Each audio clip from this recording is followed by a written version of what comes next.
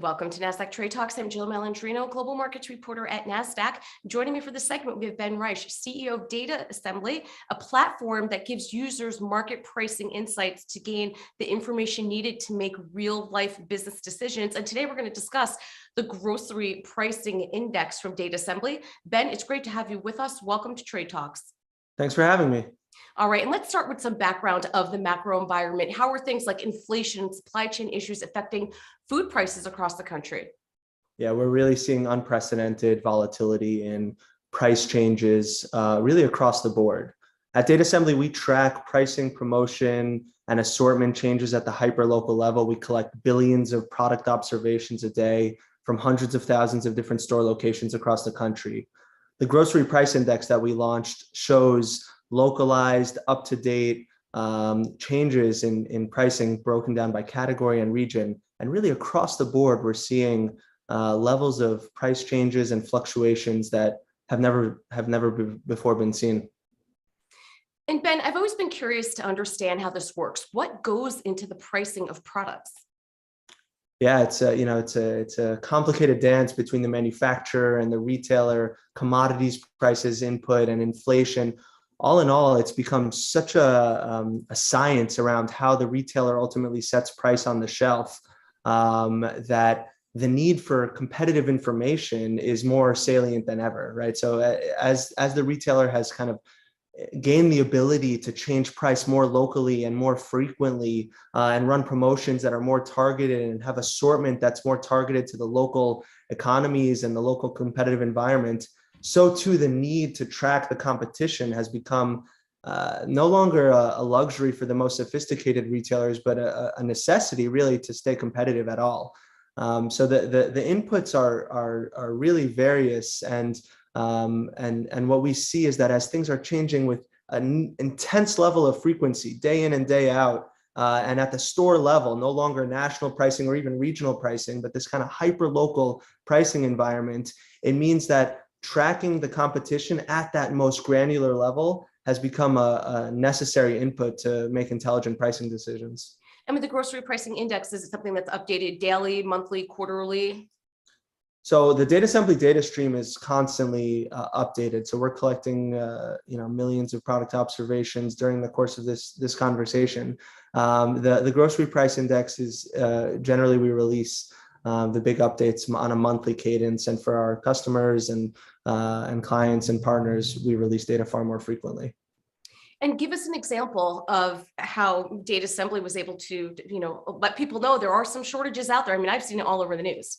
Yeah, it's all over the place. The price changes that you could see on the grocery price index are quite acute. I mean, even just in March across the whole index, we saw a 2.1% increase in grocery prices, right? And that's just in 1 month. So the whole quarter for Q1, we saw a 5.5% increase. And just for comparison, that's up from Q3 2.2% and a 2.4% increase in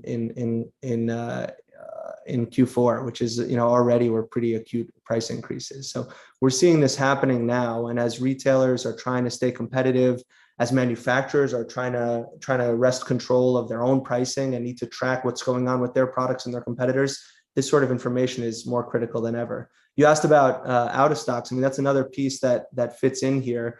Not just price increases, but this whole environment of the supply chain crisis, commodities prices, the competitive environment, inflation, some recalls. It's all adding up to some categories seeing quite dramatic out of stocks as well. Most recently, we released some data around baby formula, and we collected data around 200 different products and looked at 10,000 different store locations, and the price, the out of stocks that we're seeing are dramatic. I mean, it's edged up to 40% across the country in the last week of April, and we're seeing things even increase beyond that now. In some metro areas and some states, it's over 50% out of stocks for those products, and we don't really see it letting up either.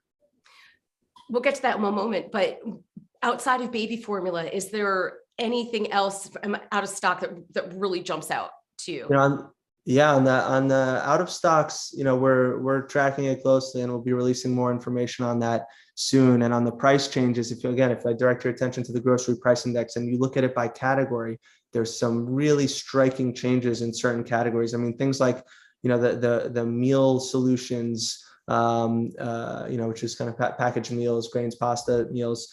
That category rose by 9.4% in price in Q1, right? Frozen food was up 7%, breakfast cereal by itself, 6.7%. So if you look at it by category, you're seeing some really striking and sometimes counterintuitive trends really emerging quickly.